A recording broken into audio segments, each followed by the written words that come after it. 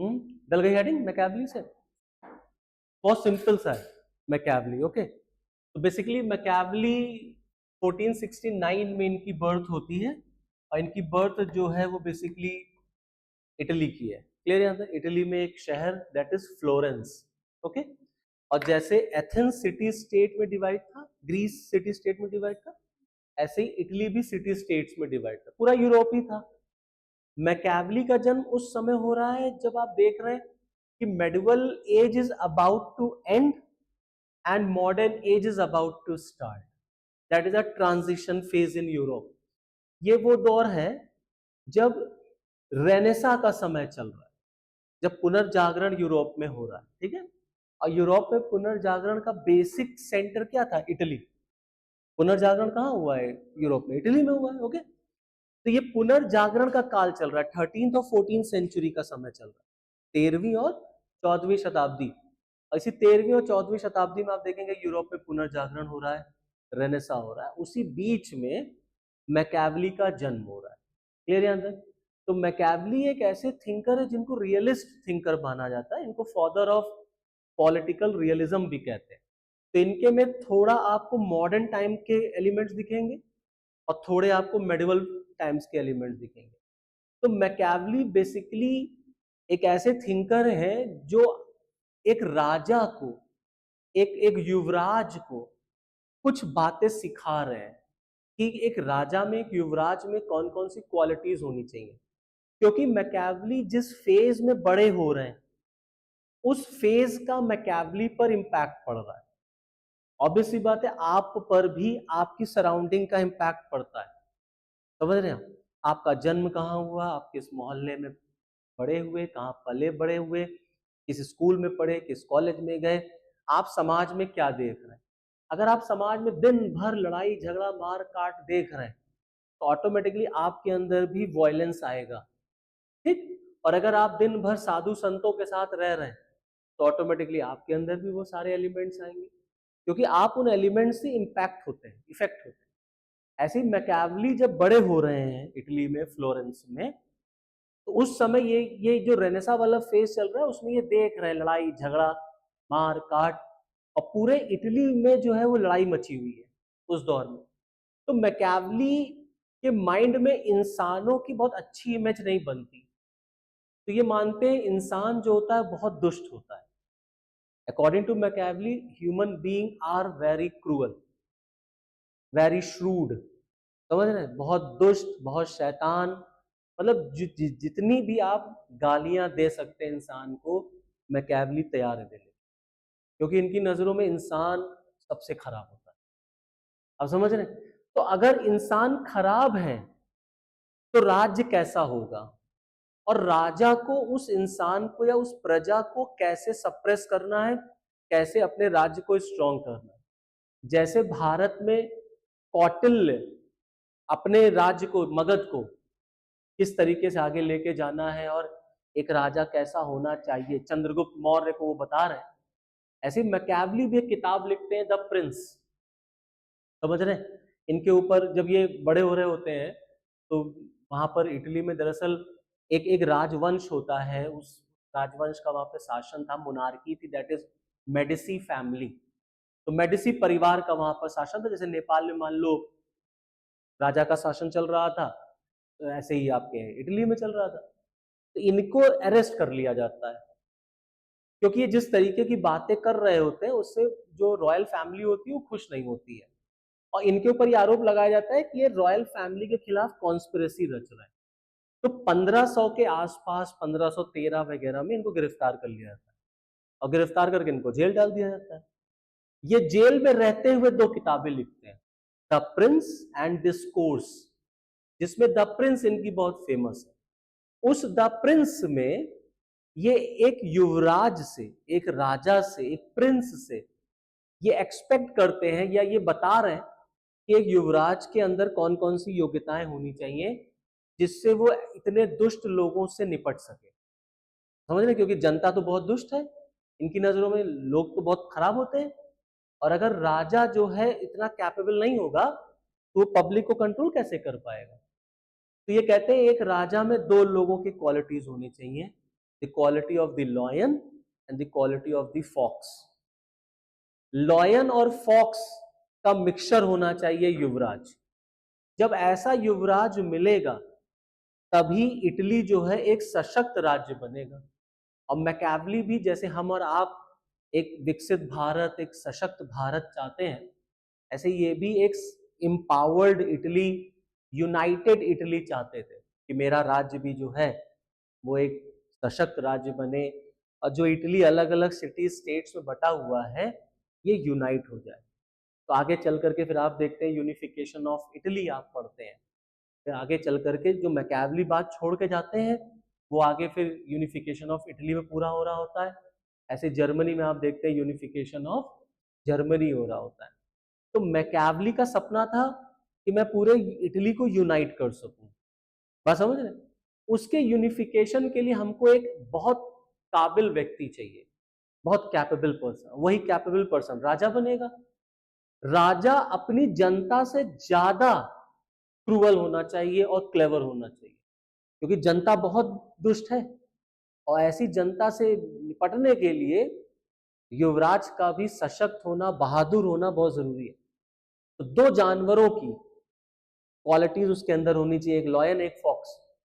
अब लॉयन और फॉक्स की ही क्वालिटी क्यों होनी चाहिए, किसी और की क्यों नहीं होनी चाहिए? फॉक्स का मतलब क्या? लोमड़ी। और फॉक्स एग्जाम्पल है किसका?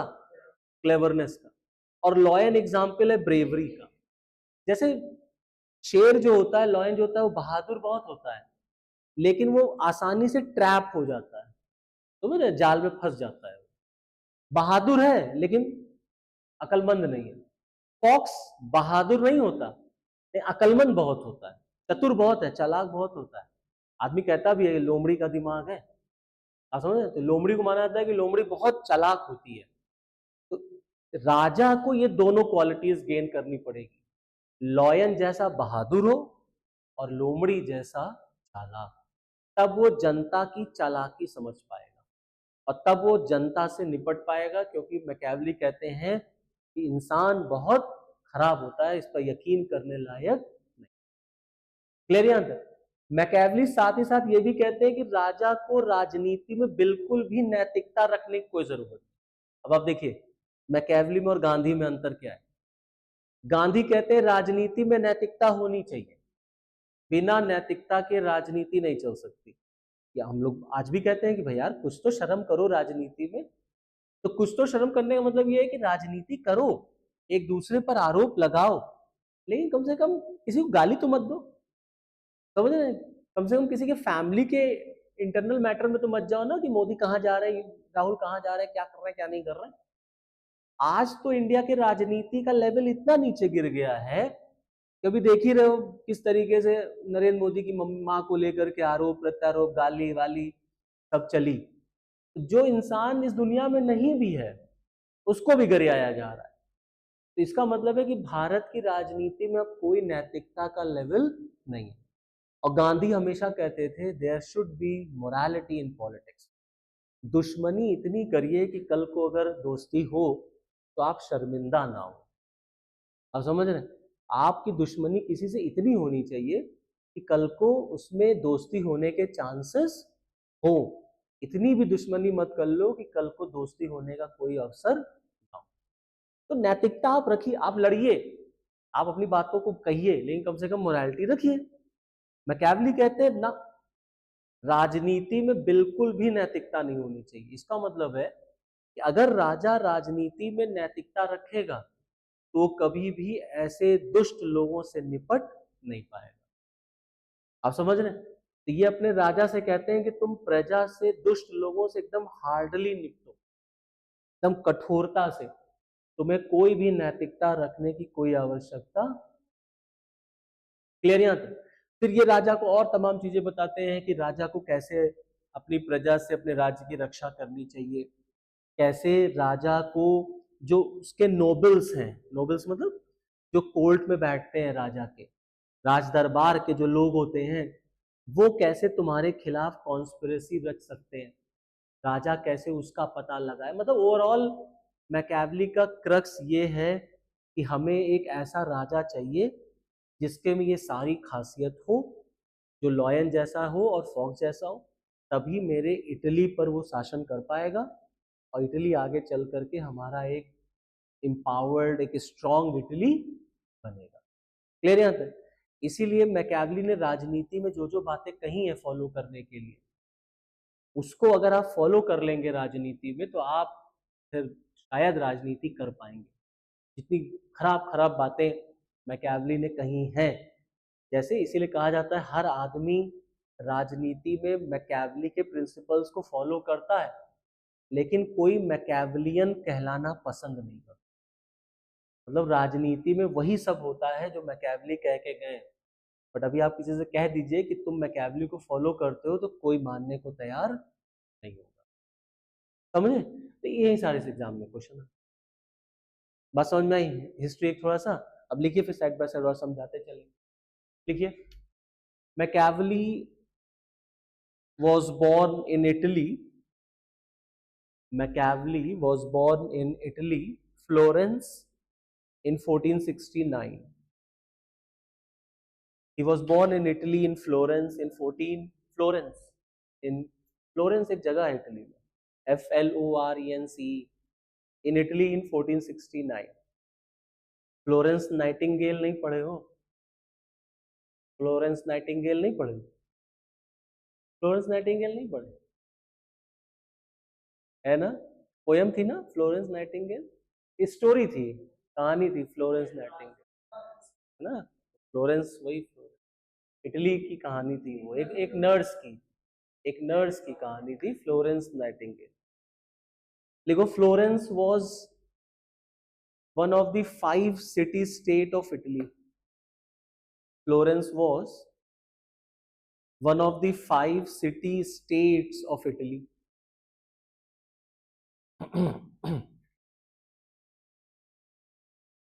All city states were at war with each other. All city states were at war with each other. Powers like Britain, France, Spain, Germany interfered in the politics of Italy. Powers like Britain, France, Spain, Germany interfered in the politics of Italy.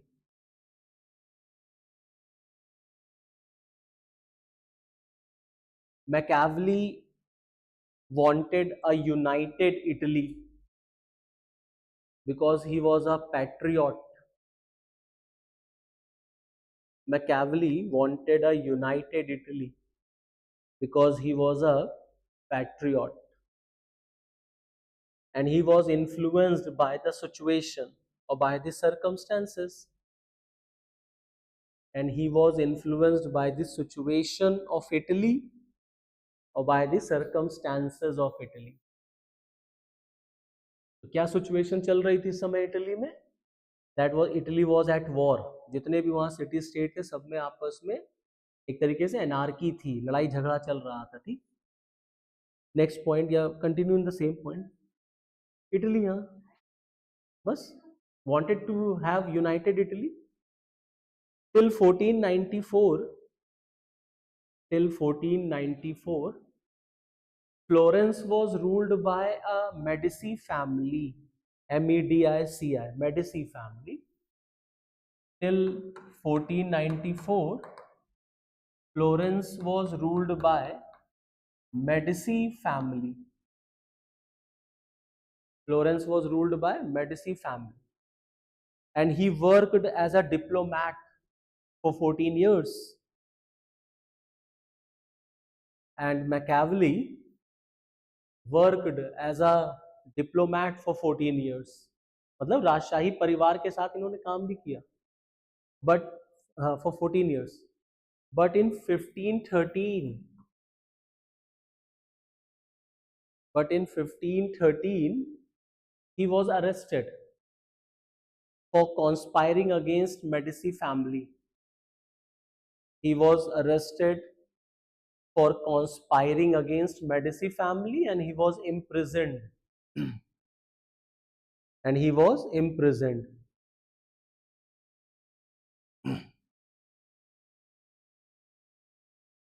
he was imprisoned. Okay, and in jail he wrote a book called The Prince and the Discourse. And in jail he wrote a book called The Prince and the Discourse. जैसे नहीं jail में रह के नेहरू जी ने किताब लिखी, गांधी ने किताब लिखी, इन दैट वे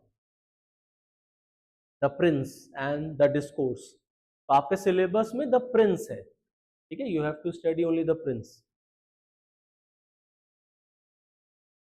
यहां तक समझ में आया? ठीक, फिर लिखो next. Machiavelli belongs to the time when medieval age was coming to the end. Machiavelli belonged to the time when medieval age was coming to the end and modern age was about to begin. And modern age was about to start या about to begin. Okay? तो medieval as की खासियत क्या थी? Medieval as का feature क्या था? Medieval as मध्यकालीन युग. मध्यकालीन युग is known as the dark age. ठीक है, इसको डार्क एज भी कहते हैं. क्यों डार्क एज कहते हैं? हाँ, क्योंकि इस समय मेडिवल फेज में रिलीजन डोमिनेट कर रहा होता है. इसीलिए मैकियावेली को फादर ऑफ सेकुलरिज्म भी कहा जाता है कि चर्च का और राज्य का काम अलग अलग है. अभी आगे सब मैं लिखाऊंगा. तो मेडिवल फेज में रिलीजन जो है ना, वो राजनीति पर, पॉलिटिक्स पर बहुत डोमिनेट कर रहा था हर देश में, इवन इन इंडिया. आपके फेज में भी जब मेडिवल एज चल रहा है तो आप देखेंगे यही फेज भारत में भी है. धर्म जो है वो राजनीति पर हावी है. और धर्म राजनीति पर हावी है मतलब क्या?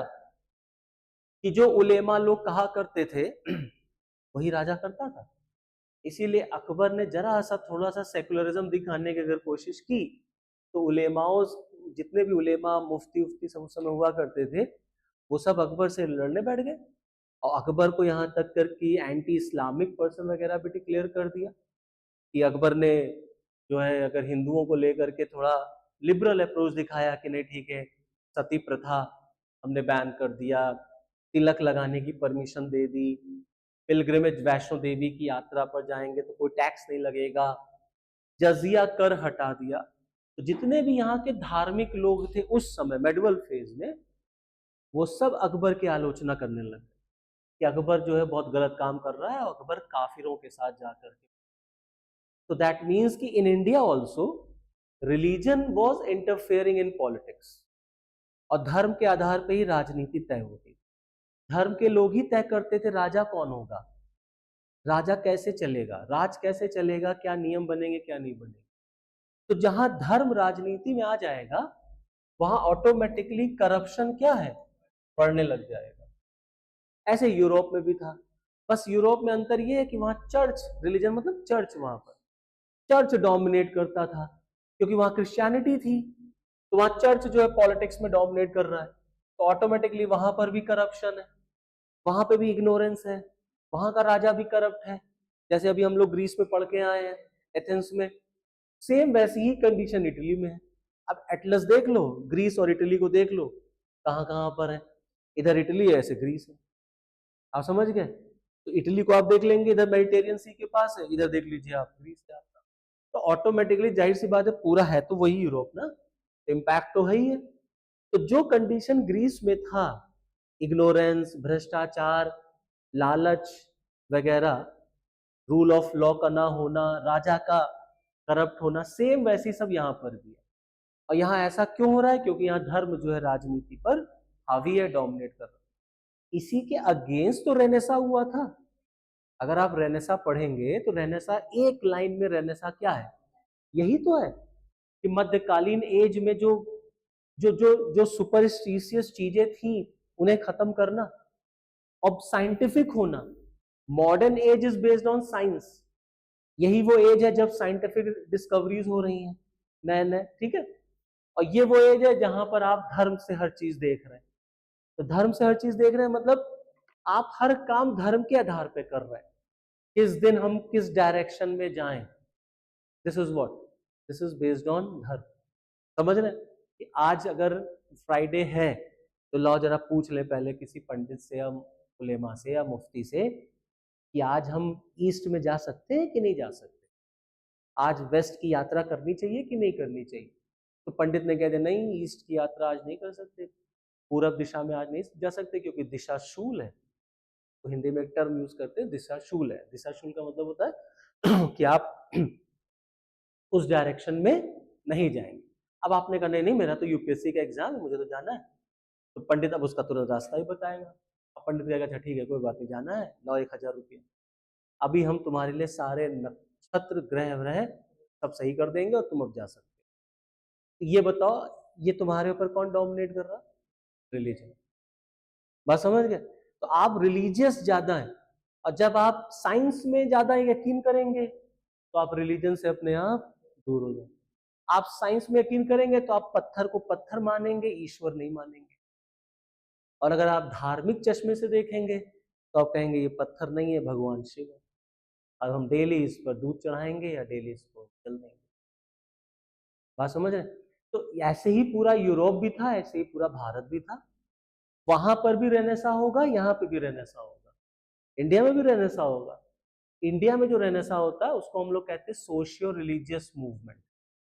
जब आप हिस्ट्री में पढ़ते हैं किसको, राजा राम मोहन रॉय को, दयानंद सरस्वती को, स्वामी विवेकानंद को, इस्लाम धर्म में आप पढ़ते हैं सर सैयद अहमद खान को, इन लोगों ने क्या किया था, जो धार्मिक चीजें थी, धार्मिक रूढ़िवादिता, उसको हिट करने की कोशिश की थी। तो भारत में ये चीजें बहुत ज्यादा थी, तो क्योंकि यूरोप से चीजें निकल करके आपके देश में आ रही थी, तो ऑटोमेटिकली अब आप इसी इसी इसी फेज में आप देखेंगे ना कि आपके देश में वास्को डिगामा भारत आ रहे हैं। इससे पहले तो वास्को डिगामा या कोई नहीं आया था। तो आपके यहाँ मेडिवल फेज में मुगल और दिल्ली सल्तनत चल रहा था। अब आप देखेंगे यूरोप से जहाज के रास्ते होते हुए कालीकट वास्को डिगामा पहुंचते हैं 1498 शायद, आई थिंक। समझ रहे? तो वास्को डिगामा भारत कैसे आ गया और उससे पहले क्यों नहीं आया? क्योंकि उससे पहले अलाउ ही नहीं था ओशन क्रॉस करना। यूरोप में समुद्र को लांघना यूरोप में अलाउड ही नहीं था। धर्म इसकी परमिशन नहीं देता था कि तुम एक समुद्र क्रॉस कर सकते हो, बिना समुद्र क्रॉस के तो भारत आओगे नहीं। बात समझे? तो जब रेनेसा हुआ और लोगों ने नेचर को पूछना शुरू किया, जब लोगों ने साइंस को देखना शुरू किया, तब ये सारी चीजें धीरे धीरे खत्म हुई। तो कहते हैं it's a transitional phase. Medieval age was about to end, खत्म होने पे था, और modern age was about to begin. Modern age शुरू हो रहा है, मेडिवल एज खत्म हो रहा। इसी फेज में आप देखेंगे मैकियावेली है। ठीक है? तो मैकियावेली के ऊपर इसीलिए इन दोनों चीजों का आपको इम्पैक्ट देखने को मिलेगा। तो एग्जाम में क्वेश्चन पूछा जाता है Machiavelli was a child of Renaissance. समझ रहे हैं? मैकियावेली रेनेसा का शिशु था। तो मैकियावेली रेनेसा का शिशु था मतलब क्या? जब मैकियावेली का जन्म हो रहा है, रेनेसा वाज गोइंग ऑन। ठीक है? तो रेनेसा चल रहा है, तो रेनेसा का इम्पैक्ट मैकियावेली पर क्या पड़ेगा? क्लियर है यहां तक? क्योंकि आप शिशु हैं, आप उसके बच्चे हैं, तो आप पर इम्पैक्ट पड़ेगा ही पड़ेगा। जैसे माता पिता दोनों के इम्प्रिंट्स बच्चे पर दिखते हैं। तो मम्मी कहती है मेरे पे गया है, पिताजी कहते हैं मेरे पे, कैसे होता है ना? पता चला पड़ोसी वाला कहता है नहीं तुम दोनों पे गया है, इसकी देखो आंखें देखो उससे मिलती हैं, ओठ देखो पापा के हैं, नाक देखो ये है। होता है कि नहीं होता? तो माता पिता दोनों के इंप्रेशन दिखते हैं, तब ये आइडेंटिफाई होता है ना कि हाँ ये बच्चा इस कपल का है। ऐसे ही जो मैकियावेली है उसके ऊपर रेनेसा का इम्पैक्ट आपको दिखेगा। और क्या इम्पैक्ट दिखेगा? अगेंस्ट करप्शन, अगेंस्ट या favour of separation of religion and politics. Religion अलग, राजनीति अलग। जब रिलीजन अलग, राजनीति अलग, इसी को कहते हैं सेकुलरिज्म। तो सेकुलरिज्म का मतलब क्या होता है? State will have no religion. समझ रहे? धार्मिक कार्य अलग और राजनीतिक कार्य। तो Machiavelli is known as the father of western secularism. वो आगे आएगा। ये बताओ समझ में आया बात? आगे this was the time when nation states were emerging in Europe. This was the time when nation states were emerging in Europe.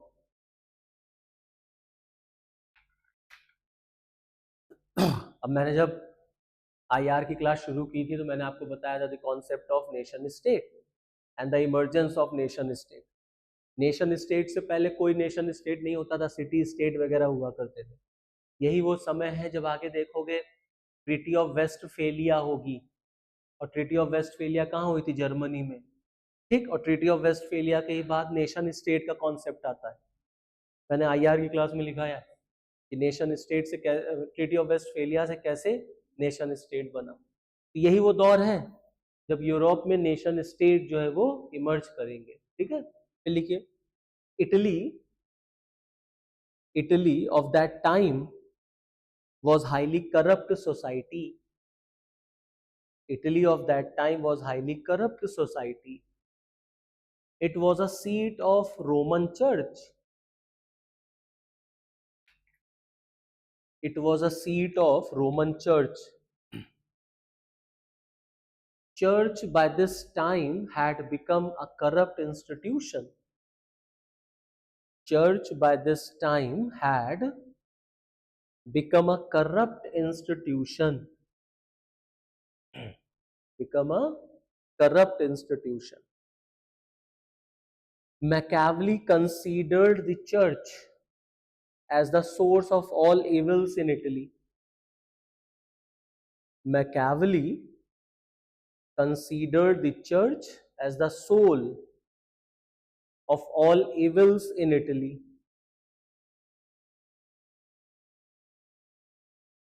Not only as the source of all evils in Italy. Not only corruption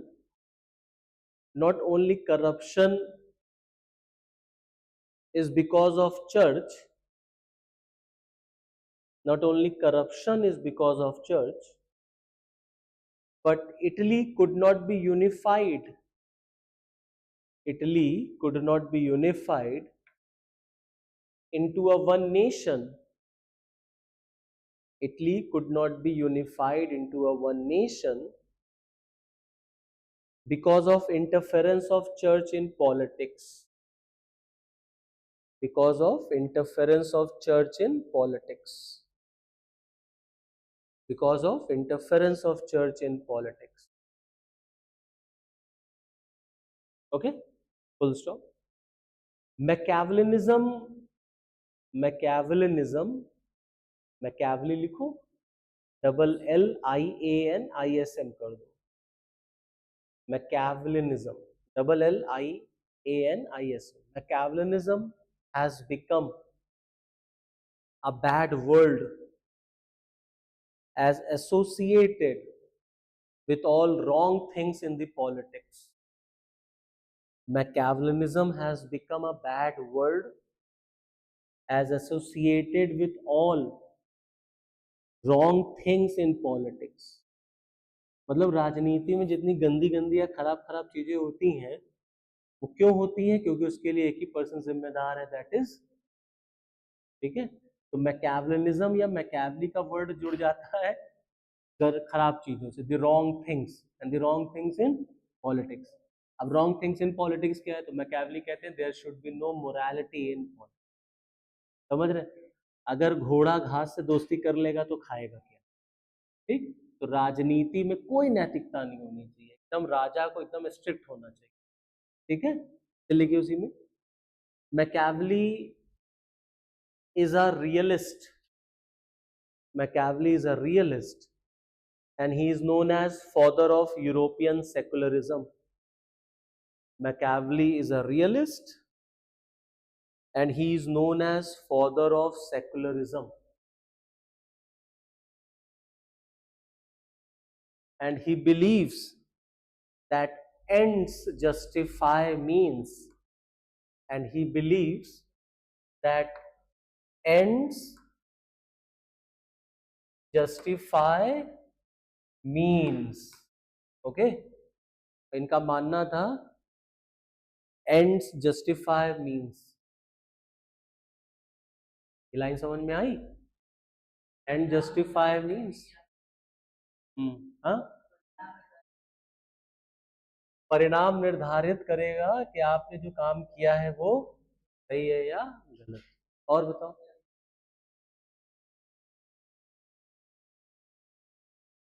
हाँ यही है। श्रुति, गांधी क्या कहते थे?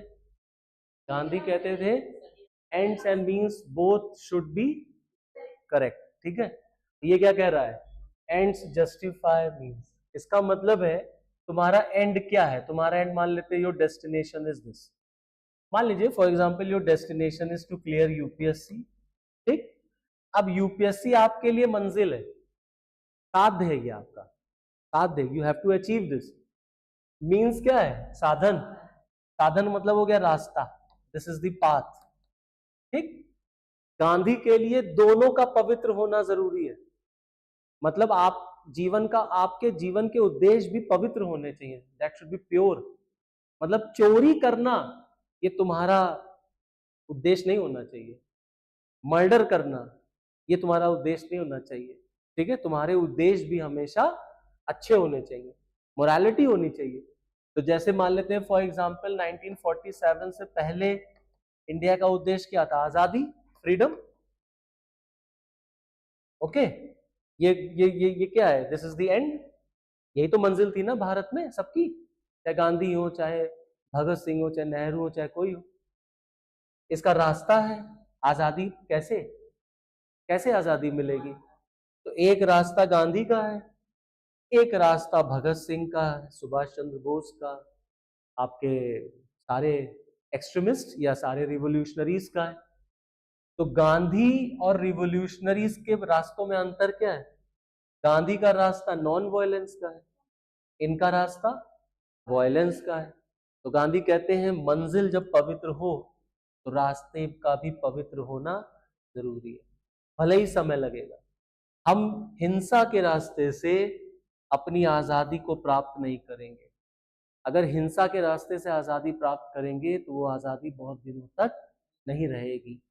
समझ रहे? तो हमें ऐसा रास्ता फॉलो करना है जो लॉन्ग लास्टिंग, जो सस्टेन कर सके। तो यूपीएससी क्लियर करना है। अब यूपीएससी कैसे क्लियर करना है? तो कहेंगे यार कहीं से जुगाड़ पानी फिट करो यार, पेपर आउट करवाओ, यूपीएससी के चेयरमैन को किडनैप कराओ, सेटिंग कराओ। है, अगर कोई यूपीएससी के चेयरमैन की लड़की हो तो बताओ शादी ब्याह कर ले, है ना, दामाद बन जाए तो तुरंत पेपर मिल जाएगा, ये हो जाएगा वो जाएगा। मतलब दिमाग कहाँ जा रहा है? दिमाग खुरापात में जा रहा है ना। मंजिल पानी है ये, और रास्ता कैसा ढूंढ रहे हो? सब नेगेटिव, सब खुरापाती। तो अगर गांधी आज बैठ जाए क्लास में तो गांधी कहेंगे ना गलत। अगर इतना पवित्र रास्ता है, समझ लो, अगर इतना पवित्र तुम्हारी मंजिल है तो तुम्हारे रास्ते भी पवित्र होने चाहिए।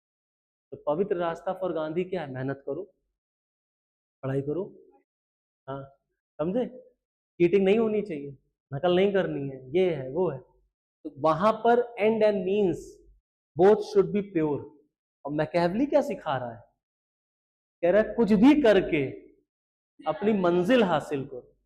समझ रहे? तुम्हारे लिए मंजिल ज्यादा महत्वपूर्ण है, रास्ता नहीं। क्लियर यहां तक?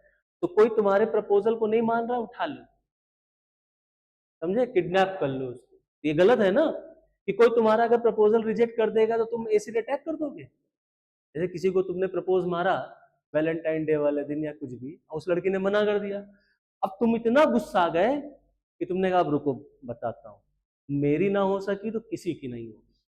है, अब लिए टहल रहे हैं, कहीं मिल जाए बताते हैं। समझ रहे? तो इसका क्या मतलब है? इसका मतलब तुम्हारे अंदर मैकियावेली चल रहा है। समझे? गांधी होते, गांधी कहते कोई बात नहीं, दूसरी। समझे? उसने नहीं माना, क्या दिक्कत है? किसी और पे ट्राई करो, हो सकता है वो मान ले। अगर उसने नहीं माना है तो ठीक है, नहीं माना नहीं माना, उसको भी स्वतंत्रता का अधिकार है यार, इसे बुरा क्या मानना। समझे? और अगर तुमको उसको मनवाना भी है तो प्रेम से, साधना से, मोहब्बत से, जोर जबरदस्ती से नहीं। आप समझ रहे? दोनों रास्ते बराबर हो, मतलब प्योर होने चाहिए फॉर गांधी। और मैकियावेली इतनी खतरनाक बात बता रहा, कह रहे किसी भी तरीके से, है ना, अपने मंजिल को हासिल कर। रावण, समझ रहे, माता सीता को उठा ले गया, तो एंड को वो जस्टिफाई कर रहा था किससे? हाँ, इजराइल भी यही कर रहा है। बात समझ गए आप इस चीज को? तो for Machiavelli and ends is more important. यहाँ एस जो लग गया दैट इज नॉट प्लूरल। ठीक है, यहाँ एंड, एंड्स का मतलब क्या है? तुम्हारी मंजिल। ठीक है, और मीन्स क्या है? तुम्हारे रास्ते। अब बताइए समझ में आया? इसीलिए कहा जाता है ना कि हर आदमी मैकियावेली को फॉलो तो करता है, लेकिन कोई कहेगा नहीं कि हाँ मैं मैकियावेली को फॉलो कर रहा हूँ। हर आदमी इसी लाइन पे यकीन करता है, गांधी की लाइन पे कोई यकीन नहीं करता है, कहता है सब कायरता है, अभी देखो मैं उठा लूंगा, कैसे मेरी बात नहीं मानी, है कि नहीं? है कि नहीं? फिल्मों में लोग दिखाते हैं नहीं दिखाते हैं इस बात, ये सबको बहुत अट्रैक्टिव लगती है ना, जैसे नक्सली, नक्सली जैसे माओ, ये सब ये है ना। और गांधी वाला रास्ता बड़ा लंबा है, अंग्रेजों से प्रे करो, प्रार्थना करो, चिरौरी करो, चिरौरी है ना, चिरौरी मतलब मान मनौवल, विनती करना कि मुझे आप आज़ादी दे दीजिए, है ना। तो लोग कहते थे गांधी के रास्ते से आज़ादी नहीं मिलेगी। तो जो दूसरा ग्रुप था वो एक्सट्रीमिस्ट वाला, लाल बाल पाल वाला, भगत सिंह वाला, वो कहाँ गांधी के रास्ते को फॉलो करते, कहता था बापू के रास्ते से आज़ादी मांगने चले ना, मिल चुकी, ये अंग्रेज कभी आज़ादी नहीं देंगे, जब तक इनको मारोगे नहीं आज़ादी नहीं देंगे, है कि नहीं? तो नहीं बीच में पढ़ते हो हिस्ट्री में, मार काट, उसको मारा, उसको मारा, उसको मारा, है ना, लंदन जाके मारा है, बीडी सावरकर एंड ऑल। तो इसीलिए देखो गांधी भगत सिंह को बचाने नहीं गए, समझ रहे? जब बातचीत चलती है ना कि गांधी ने भगत सिंह को क्यों नहीं बचाया, तो गांधी ने भगत सिंह के लिए बात रखी, बट वहां पर आइडियोलॉजिकल क्लैश है। गांधी अपने प्रिंसिपल्स के साथ कॉम्प्रोमाइज नहीं करते, सिद्धांत के साथ करते कुछ नहीं, है ना। तो गांधी का जो प्रिंसिपल था वो ये था, भगत सिंह वाला ये था। तो गांधी कहते थे ये जो नौजवान हैं, जो बच्चे हैं, ये भटक गए हैं, अंग्रेज ऐसे कभी आज़ादी नहीं देंगे, वो और नहीं तो तुमसे चिढ़ेंगे कि तुम हमारे लोगों को मार रहे हो, हमारा खजाना लूट रहे हो, काकोरी कांड हुआ, है ना, बम कांड हुआ, और फिर हमसे आज़ादी भी मांग रहे हो, कभी नहीं देंगे। आप समझे? तो गांधी का रास्ता इस तरह से था। अभी क्लियर यहाँ तक? तो लिखिए आगे, एक लास्ट लिखिए, देखिए according to Dunning, DUNNING, scholar का नाम है, according to Dunning, DUNNING, Dunning's, it is a paradox, paradox मतलब विरोधाभास है ये, it's a paradox that everyone practice Machiavelli in politics,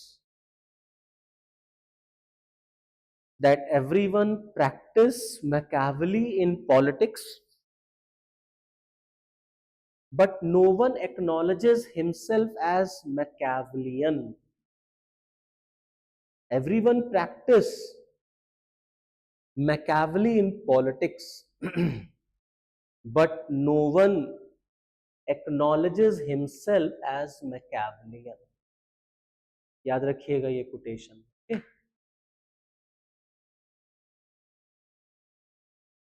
clear हुआ? एक बार इतना पढ़ लीजिए, फिर आगे और लिखा है फटाफट एक बार।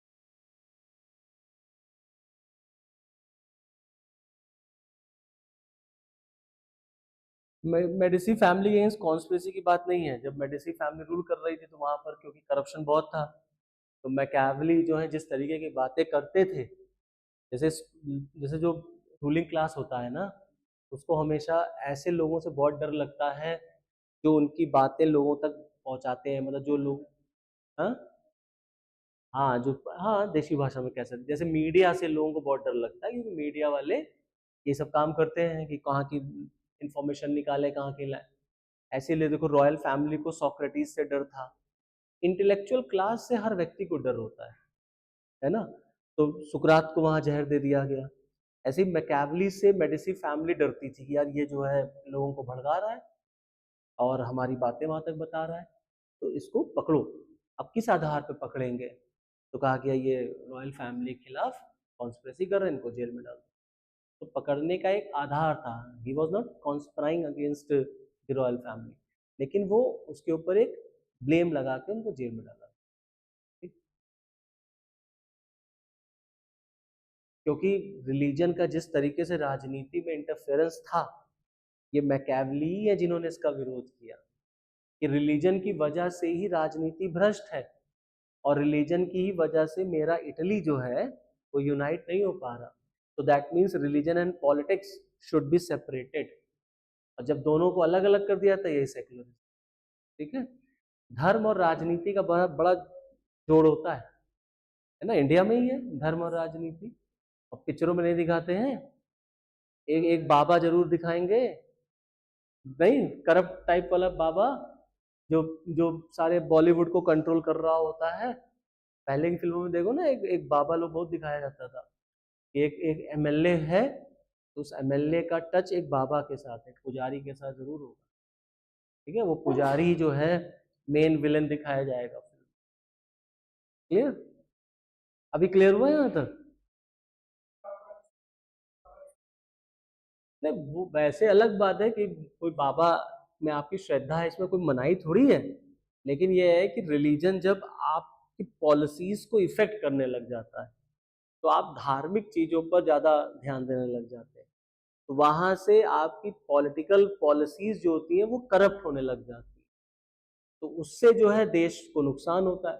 ये मैकियावेली का कहना था। ठीक है,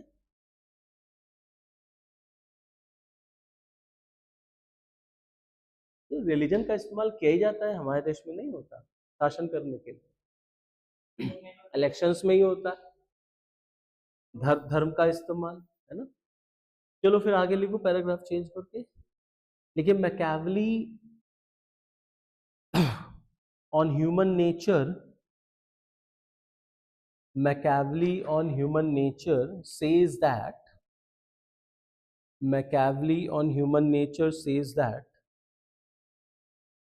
human nature is fundamentally bad and egoistic. Human nature is fundamentally bad and egoistic. A person is selfish. A person is selfish. A person is selfish, comma, always run away from danger. एक इंसान बहुत selfish होता है, हमेशा खतरों से भागता है, always run from danger, comma, is aggressive, possessive, is aggressive, possessive, liar, liar, fickle, F-I-C-K-L-E, etc. Liar, fickle, F-I-C-K-L-E, मतलब बहुत दुष्ट होता है। ठीक है, तो जितना आप बुरा लिख सकते हैं आप लिख सकते हैं कि मैकियावेली के लिए इंसान बहुत बुरा है।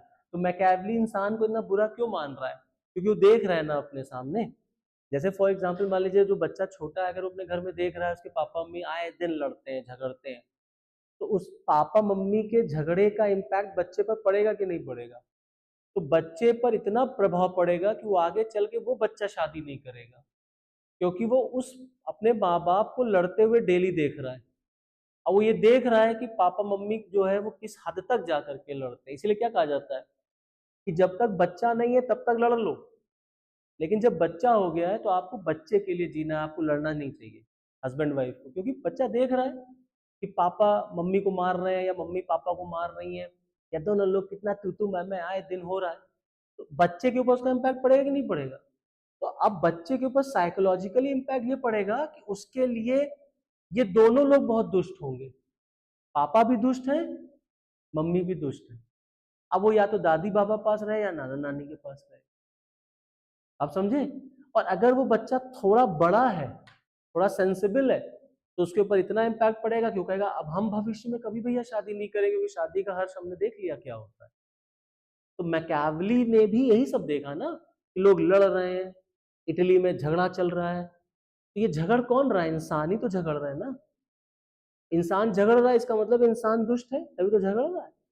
तो इंसान की नजर में human by nature is bad, बहुत बहुत बुरा है इंसान, नेचर से बहुत खराब है। अब यहां मैंने बैड लिख दिया, एक वर्ड है आपके सामने, मैंने इगोइस्टिक है, सेल्फिश है, एग्रेसिव रहता है, पोसेसिव रहता है, वगैरह वगैरह। और जब इंसान इतना खराब होगा तो क्या होगा? जब इंसान खराब होगा तो आपस में कॉन्फ्लिक्ट होगा, जो हो रहा था इटली में, झगड़ा हो रहा था, एम्बिशन, राजा राजा झगड़ रहे हैं, लड़ रहे हैं, कोई किसी को हड़प रहा, कोई किसी को हड़प रहा, आपस में क्या होगा? कंपटीशन। और जब कॉन्फ्लिक्ट और कंपटीशन होगा then there will be anarchy. अब बताओ, ऐसी ऐसी कंडीशन से, ऐसी एनार्कियल कंडीशन से मैकियावेली कहते हैं लड़ना है। ऐसी एनार्कियल कंडीशन से मैकियावेली कह रहा है कि लड़ना है। तो लड़ने के लिए मुझे क्या चाहिए? एक राजा चाहिए, प्रिंस चाहिए। जैसे प्लेटो फिलोसोफर किंग ढूंढ रहा है, ऐसे मैकियावेली अब एक राजकुमार ढूंढ रहा है। तो उसकी किताब का नाम क्या है? The Prince. अब वो कह रहा है मेरा प्रिंस इतना काबिल होना चाहिए कि वो ऐसे दुष्ट लोगों से निपट सके। आप समझे? जैसे राक्षसों ने हमला करना शुरू कर दिया विश्वामित्र के ऊपर, तो ऋषि विश्वामित्र को राक्षसों से निपटने के लिए भगवान राम और लक्ष्मण चाहिए।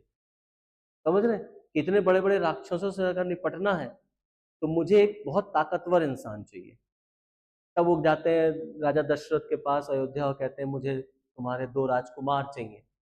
तो दोनों राजकुमार को लेकर के वो चले जाते हैं, और जब वो हवन वगैरह कर रहे होते हैं तो दोनों राजकुमार राम और लक्ष्मण अपने गुरु की रक्षा कर रहे होते हैं। आप समझ? तो मतलब मैकियावेली के लिए ये पिक्चर है इंसान की, इतना खराब है। और इतने खराब इंसान से निपटने के लिए इसका डबल खराब आना चाहिए। बात समझे? क्योंकि अगर इससे 19 हुआ तो राजा हार जाएगा। तो हमें क्या, कैसा राजा चाहिए? जो इसका डबल। समझ रहे? बात आपको समझ में आ रही है? तो वैसा राजा क्या है? The Prince. तो द प्रिंस मैकियावेली का कैसा होगा? डिस्पॉट रूलर होगा। डिस्पॉट का मतलब होता है अनक्वेश्चन्ड, उसके ऊपर कोई क्वेश्चन नहीं लगाएगा, जो वो करेगा सब सही करेगा। और जो वो करेगा सब सही करेगा मतलब क्या? इसके लिए कोई नैतिकता नहीं है, क्योंकि तुम्हें ऐसे दुष्ट लोगों से निपटना है। तो ऐसे दुष्ट लोगों से निपटने के लिए अगर गांधी को लाओगे तो नहीं निपट पाओगे। तो तुम्हें जानवर को मारने के लिए जानवर बनना पड़ेगा। बस समझ गए? इंसान जानवर है, हमें इसका डबल जानवर चाहिए। तो एक दूसरा जानवर आ रहा है, दैट इज द। अब मैकियावेली उसी की तलाश कर रहा है, तो एक किताब लिखते हैं द प्रिंस। अब इस प्रिंस के पास 2 लोगों की क्वालिटी होनी चाहिए, तब ये निपट पाएगा। और 2 क्वालिटीज किसकी किसकी? One is of lion and second is of.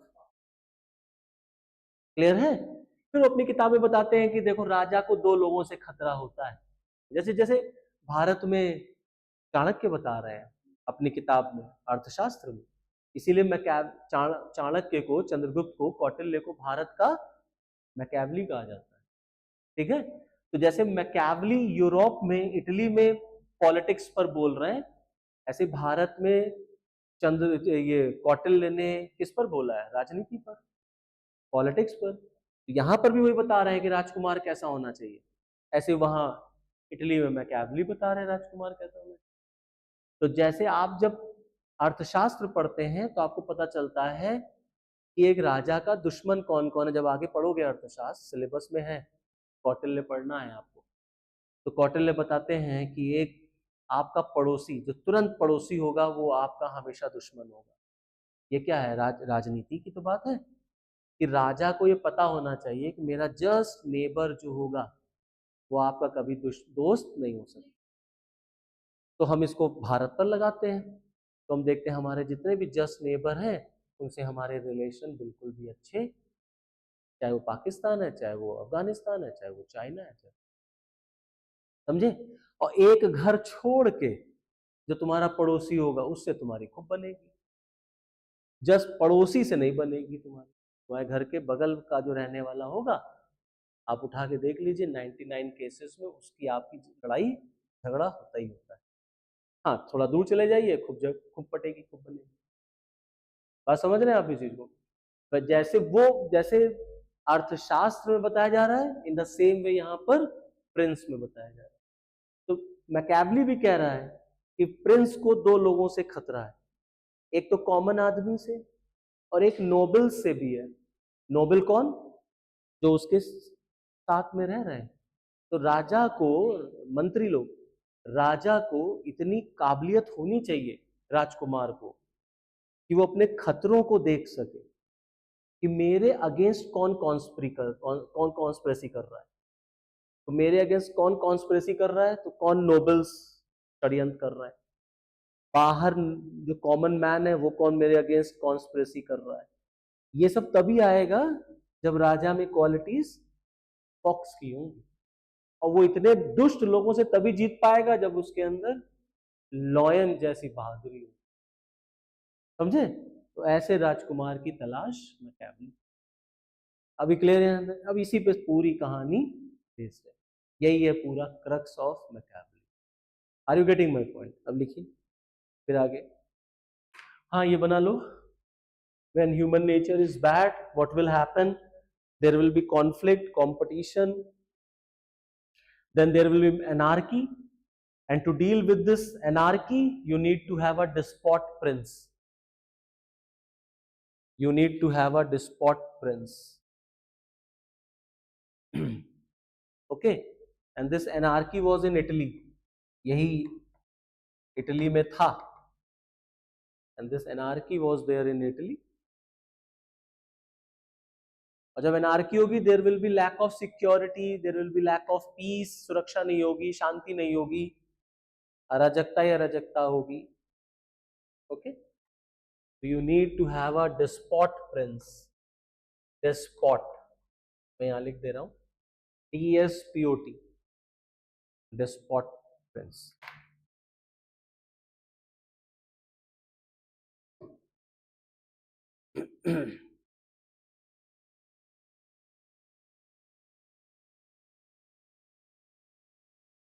कहानी समझ में आ रही है? ठीक, अब इस चीज को याद रखो, बस खत्म बात। यहीं से रियली तुम्हें पढ़ना है, वो कहाँ जन्म ले रहे हैं, क्या है क्या नहीं, उसकी क्या जरूरत है, बस इतना जान लो। For Machiavelli man is bad, इंसान बुरा है, इंसान बुरा होगा तो क्या होगा, उससे क्या होगा, फिर हमको एक राजा चाहिए। अब मैं आगे डिक्टेट करूं, देखिए। For Machiavelli to deal with anarchy and to bring law and order, for Machiavelli to deal with anarchy and to bring law and order and to save the society,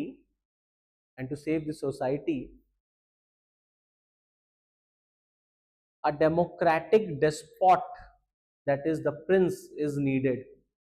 A democratic despot, the prince is needed.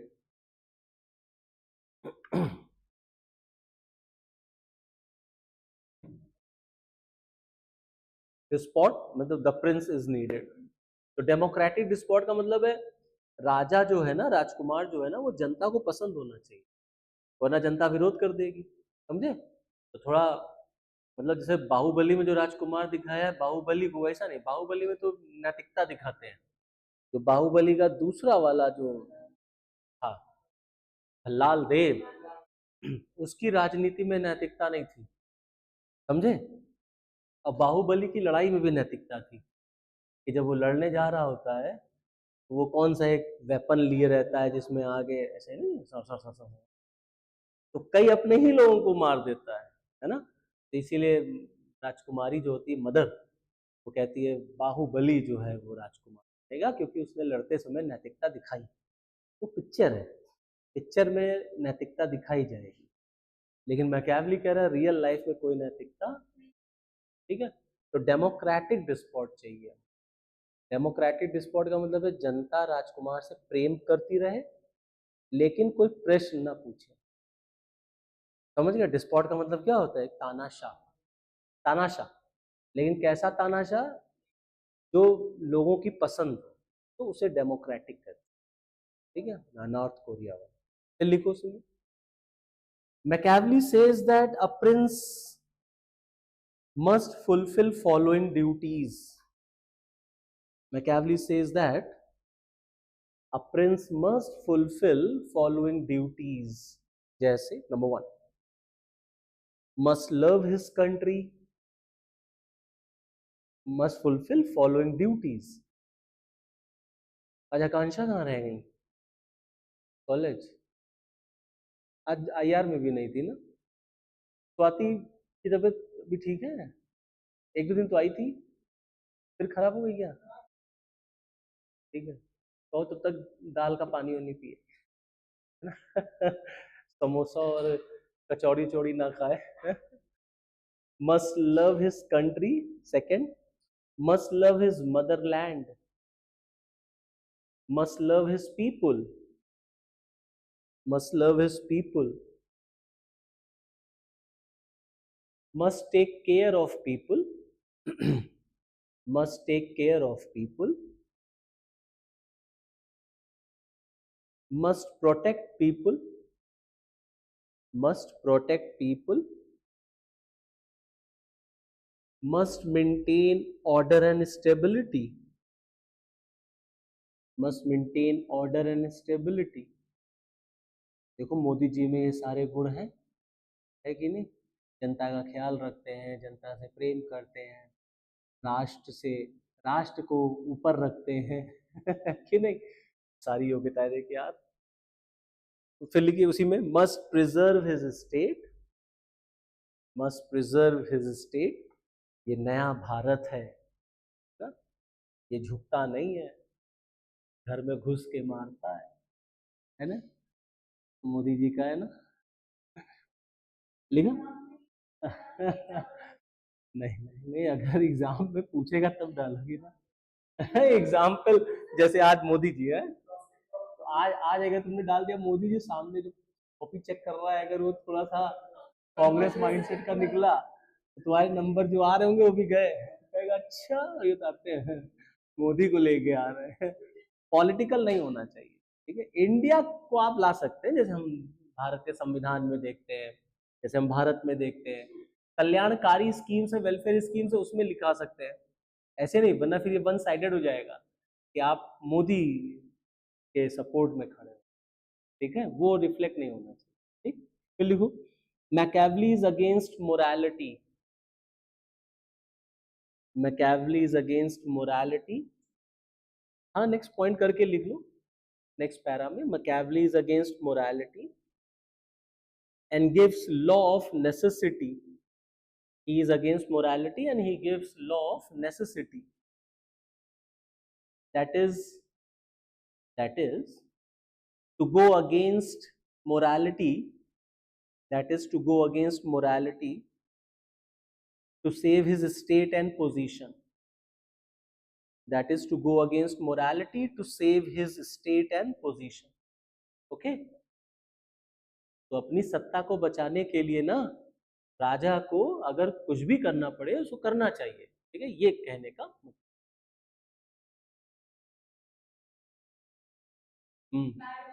इसीलिए bad word है, आज के context के लिए वो bad word है, उस समय के लिए भाई वो गुड वर्ड था। मतलब राजा को अपने राज्य के लिए जो करना पड़े वो करना चाहिए। जैसे भारत को अपनी रक्षा करने के लिए जो करना पड़े वो करना चाहिए, ठीक है। ऐसे लिखो आंसर में, ऐसे नहीं कि मोदी जी को अपनी रक्षा के लिए जो करना पड़े वो करना, नहीं, भारत को कहो ना, भारत को लेके आओ बीच में कि भारत को अपनी रक्षा के लिए जो करना पड़े वो करना चाहिए। मीन्स हमें पाकिस्तान के आगे झुकने की जरूरत नहीं है, हमें अपनी रक्षा के लिए अगर नैतिकता खोनी भी पड़े तो खो देनी चाहिए। हाँ, टेररिज्म, आतंकवाद से नैतिकता से निपटोगे क्या भैया? तुमको मारना चाहते हैं, आओ दुई गोली खा लो, आओ, है? ऐसे ऐसे आप पूछेंगे आतंकवादियों से, अजहर मसूद से, सबसे, है? उसामा बिन लादेन से अगर पूछा गया होता आओ तुमको मारना चाहते हैं, तो उसामा बिन लादेन कभी आता है? कभी नहीं आता। तो अगर वो नैतिकता नहीं दिखा रहे तो आप क्यों नैतिकता दिखाएंगे? ठीक है, तभी आप बच पाएंगे ना। तो आपको मतलब किसी आंसर में अगर लिखना है तो it should be like this, ठीक है, वहां मतलब पॉलिटिकल नहीं होना चाहिए, इंडिया के फेवर में होना चाहिए, ये कह रहे हैं। किसका? विदेश? नहीं नहीं, आप कहीं का डालिए, इंडिया से लीजिए एग्जाम्पल, इसराइल से लीजिए एग्जाम्पल, कहीं से लीजिए, आप बिल्कुल लिख सकते हैं, कोई उसमें इशू नहीं। ठीक है, फिर लिखो उसी में, he says that he says that a prince must be effective rather than moral. He says that a prince must be effective rather than moral. He says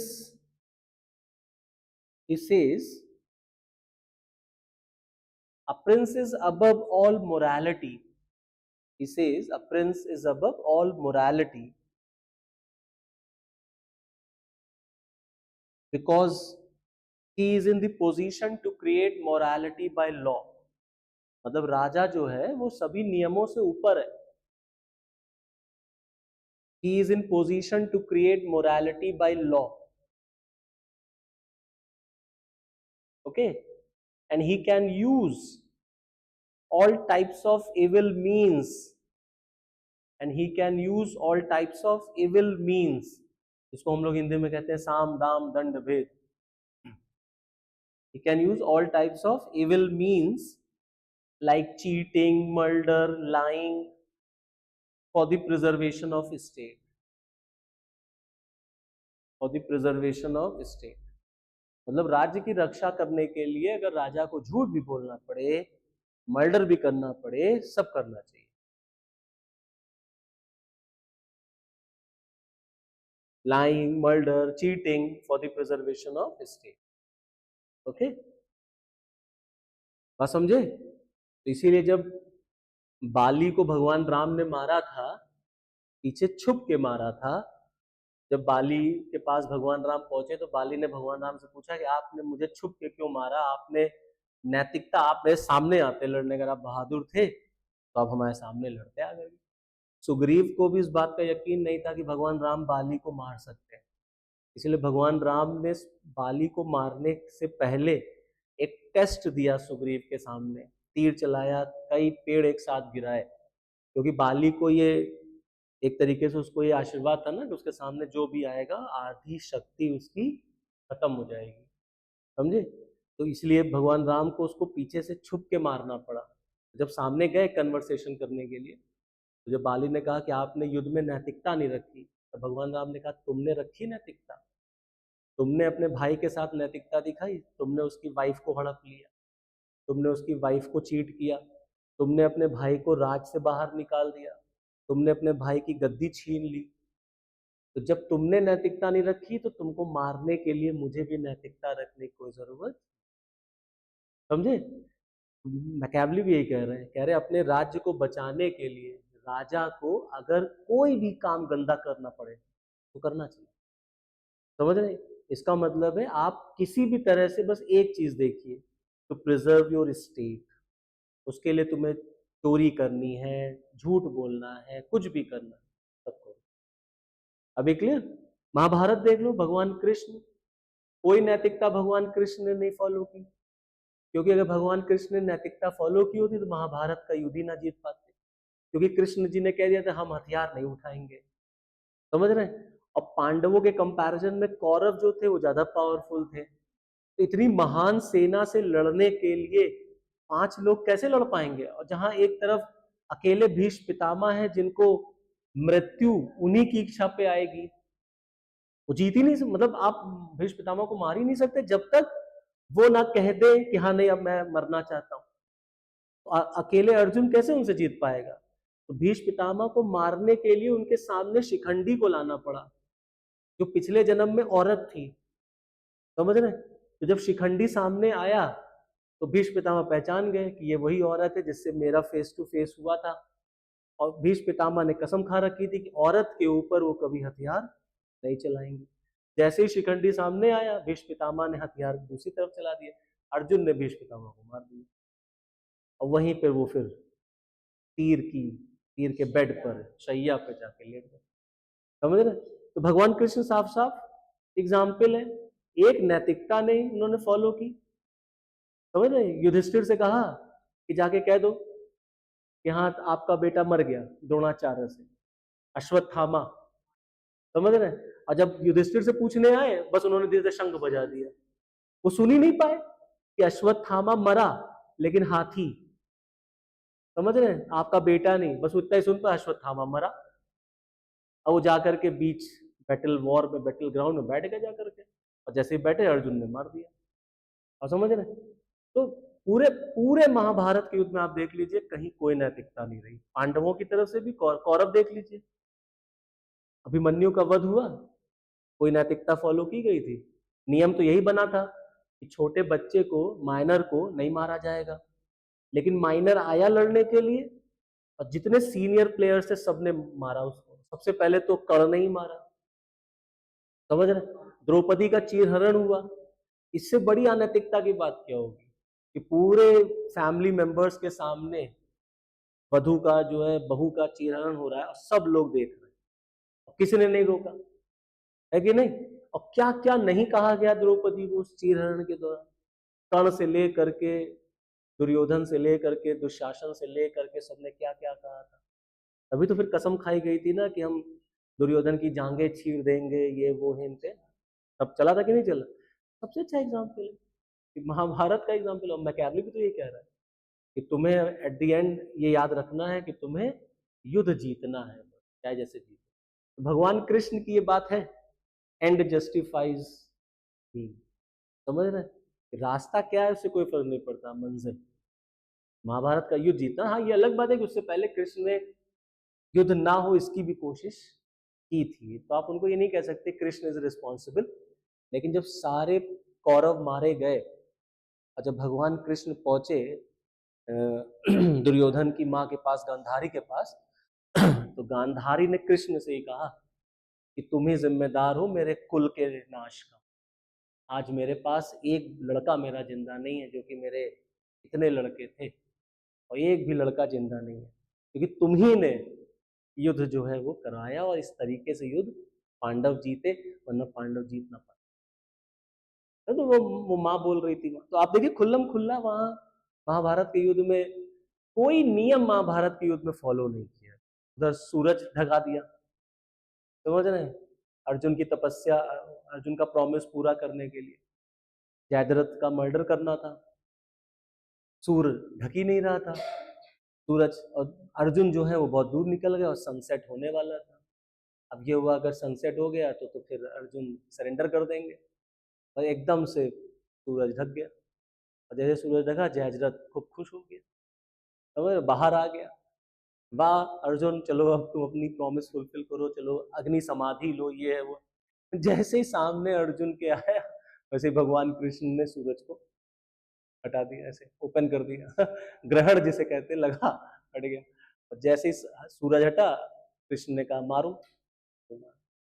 कर्ण को देख लीजिए, अर्जुन ने मना कर दिया था मैं इस पर तीर नहीं चला सकता, ये इस समय अपने रथ पर नहीं है, समझ रहे, पहिया इसका धस गया है और मैं तीर नहीं चला सकता, ये क्षत्रिय कुल के खिलाफ है।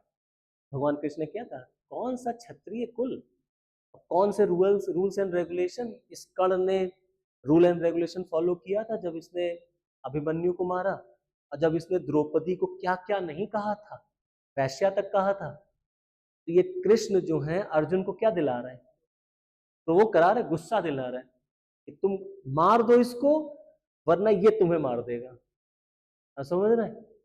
तो फाइनली फिर अर्जुन तीर चलाते हैं तो कर्ण वहां पर साफ साफ दिख रहा है कि जो है कोई मोरालिटी नहीं रखी गई।